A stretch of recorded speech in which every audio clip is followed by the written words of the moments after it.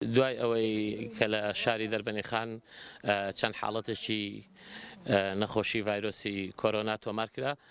بەڕێز دکتۆرە ڕێوا سەرۆکی پەرلەمانی کوردستان و بەردەوام و تاوەکوی ئێستش و ئەمڕۆژەوە یەکەم کاروانی هاوکاریەکانی گەشتە شاری دەربەنیخان لەسەر هەڵبووە لەگەڵ لایەنە پەیوەندیدارەکانی دەربەنیخان بەتایبەت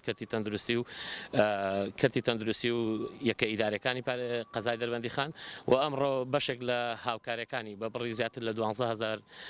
دۆلار گەشتە شاری دەربەنیخان و لێرەشەوە داواکەین جارێکی تر دکتۆرە ڕێواز وەک چۆن لە ڕابردوودا خەمخۆر بووە تاوەکو ئێستا ئەمڕۆژ لەسەر هێڵبووە لەگەڵ شاری دەربەنیخانە هاوکاریەکانی لە خەمخۆری خۆیەتی و ئومێدوارین بەردەوام بێ بۆ شاری دەربەندیخان. وەکو بەڕێوەبەری تەندروستی دەربەنیخان زۆر سپاسی دکتۆرە ڕێواز فایاق سەرۆکی پەرلەمانی کوردستانەکەین کە خۆی هەر خەڵکی شاری دەربەندیخانە زۆر سپاس بۆ دڵسۆزیەکانی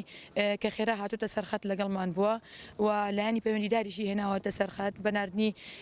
بڕێک مەوادیش بۆ ئێرە زۆر سپاسەکەین دەستخۆشی لەکەین